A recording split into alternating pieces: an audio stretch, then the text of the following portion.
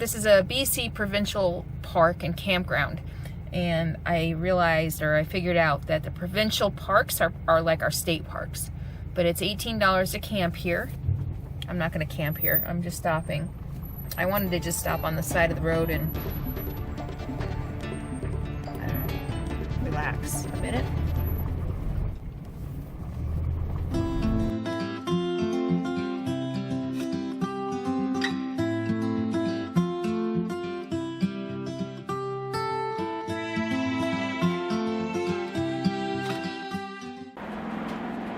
So they have day use parking. So I thought this would be a nice place to stop.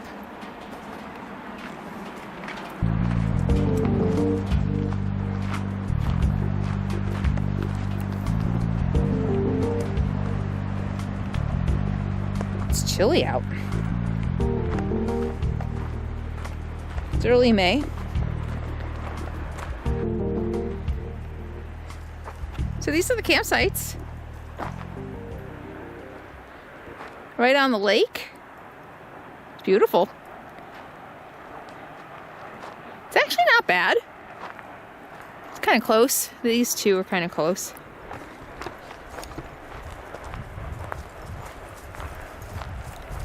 Oh, look at the waterfall. Wow, look at that. There are waterfalls everywhere here in Washington. And I bet there'll be a ton in Alaska.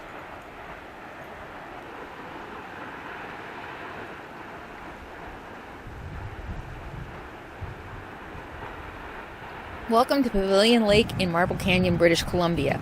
This is a slightly alkaline freshwater lake with a maximum recorded depth of 65 meters or 213 feet.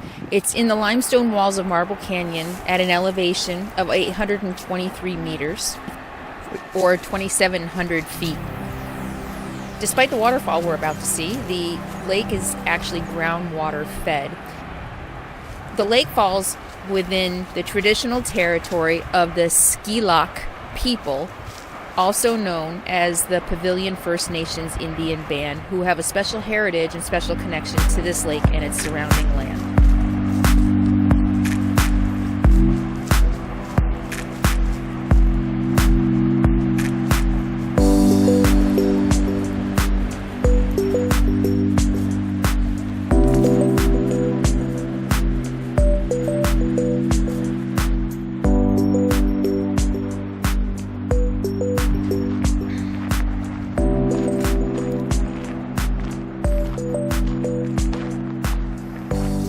In April of 2001, the bottom of Pavilion Lake was formally added to the Marble Canyon Provincial Park. The purpose of this park addition was to protect the unique and fragile structures at the bottom of the lake. The structures are of various shapes and sizes, some up to 3 meters high, and are estimated to have been started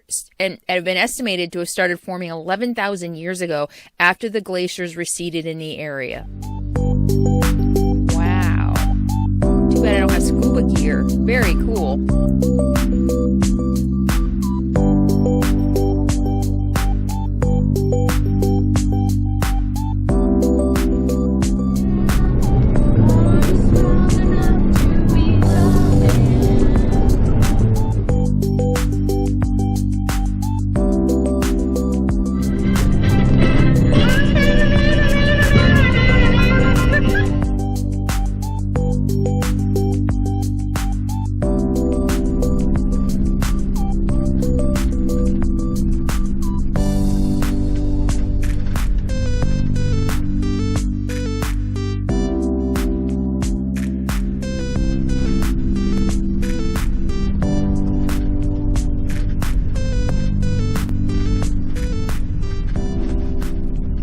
So I'm on this road near 150 Mile House, British Columbia. There was a campsite listed on freecampsites.net. I drove past the campsite and wasn't happy. Never settle, right? So I drove up the road further to see if I could find something better than what's listed down at the beginning. And here I am driving around looking for someplace to spend the night.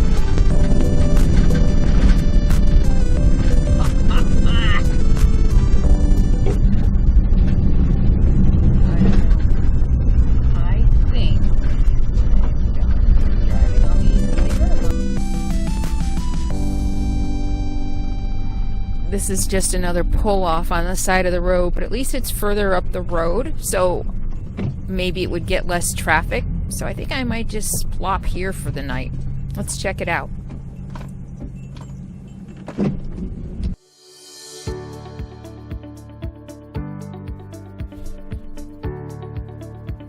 Alright, this is really sloped downhill. I don't think this is going to work. I don't like pulling out my levelers when I'm just parked on the side of the road like this. I don't like to look too permanent.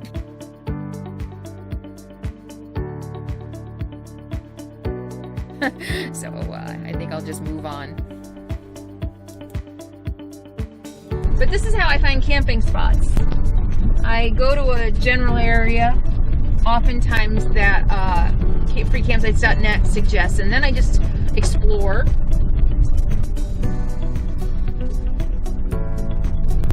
That's how I found that amazing spot in Washington. Oh my God, Mount Baker.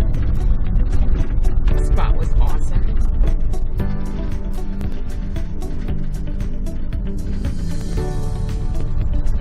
Just always have to push the envelope.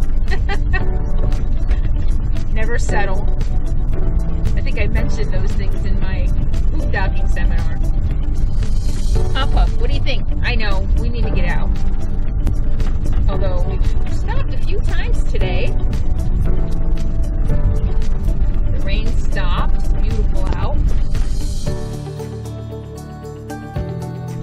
I think I'll check out one more road and see if we can camp somewhere near the lake. Hi, puppy. What you doing? Hi. And the road is getting scarier. It's on a hill.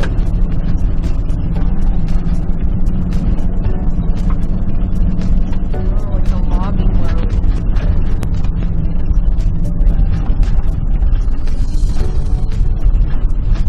Wow. So it's a logging road. So even if I camped here, tomorrow morning would be a lot of traffic. Okay, I just want to turn around now. Crap. I want to turn around. I don't want to do this anymore. Alright. I think I can turn around here.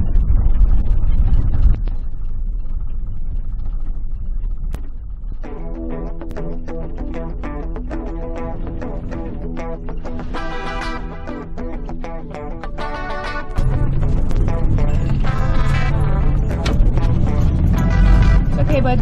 Sit.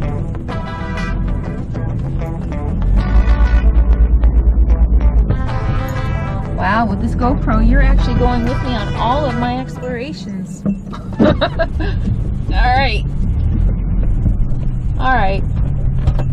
So, we're just gonna go back to the spot.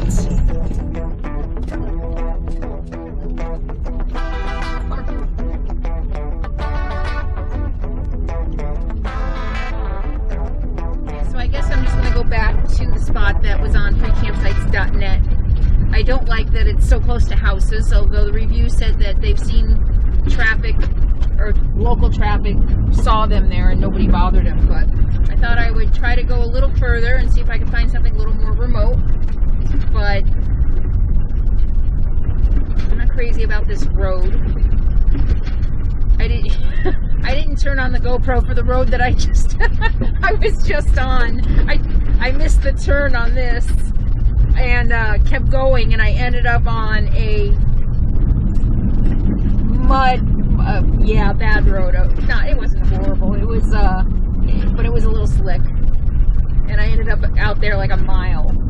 You know, and I kind of got committed. I just couldn't turn around anywhere, especially because it was a little slippery, and I wasn't too afraid of getting stuck because it wasn't really deep. But, yeah, so I think I'm just spending the night, and it's what time is it? It is almost 4. I don't like being so visible, as you know, but, it'll be alright for overnight. I'm kind of done for the day. I'm disappointed. I would like to have some space. I don't know, you know. There's a spot but it's too muddy. See, it's been raining. Oh my god, the cattle guards here are yeah, they're terrible, aren't they, puppy? They're terrible. They're terrible.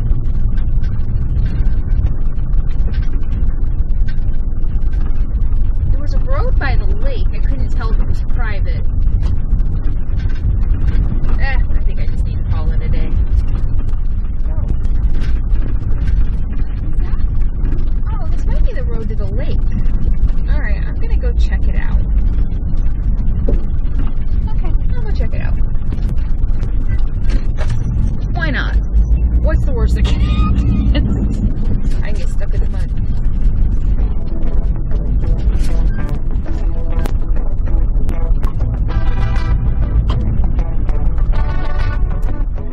Good morning, friendlies, and welcome back to my RV life, Canada style.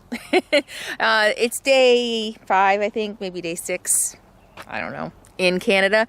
And this is where I ended up last night. I'm in 150 Mile House, British Columbia, Canada. And this is a spot that was listed on freecampsites.net. It's just a turnoff. This is a Forest Service road, and this is just a pull-off. And there's a little bit of truck traffic, like between like 5 and 7 last night. A lot of truck traffic. The name of the road is a lake, so Lake Road, Blodo Rake, I don't know. So there's a lake out there, but they were like work trucks, so I'm not really sure. But nobody bothered me. It was a good place to sleep. It's beautiful.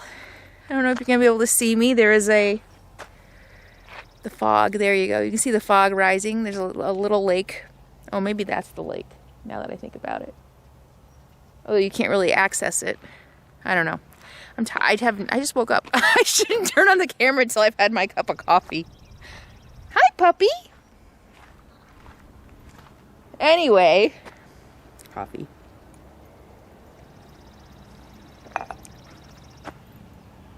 Here comes a truck. I gotta save my dog. And there goes all the trucks. And they're full of young people. And they say Summit. So I don't know what it is. I'll check it out later. Anyway, so after spending the first day traveling up Canada 1, I think 99, and then 12 over to Lillooet and staying in the free campground for a few days. Yesterday, I traveled up 99 North, which was beautiful, and then 97, which is almost like an interstate. It's a little busier. There are towns, there are rest areas, and it's pretty populated. I'm really looking forward to getting in the more remote area. I am taking Highway 37 North to Canada 37 North to Whitehorse. I am not taking the traditional route, of course. I had to go off the beaten path a little bit. But there's two routes. There's the Trans-Canadian route and there's the inner western route. So that's the route I'm taking, and I might take the more eastern route going back so that I get to see two different routes on this trip. But I'm really looking forward to Highway 37. It's going to be a lot more remote, a lot fewer services. And so I'm going to hang out near Prince George. It's a pretty big town. I looked it up. I don't know, 30,000, 37,000, I think was the population. It was pretty big. And I'm going to hang out there for a few days. I'm going to get some work done, catch up on videos. I want to get a bunch of videos while I know I'm going to have good internet.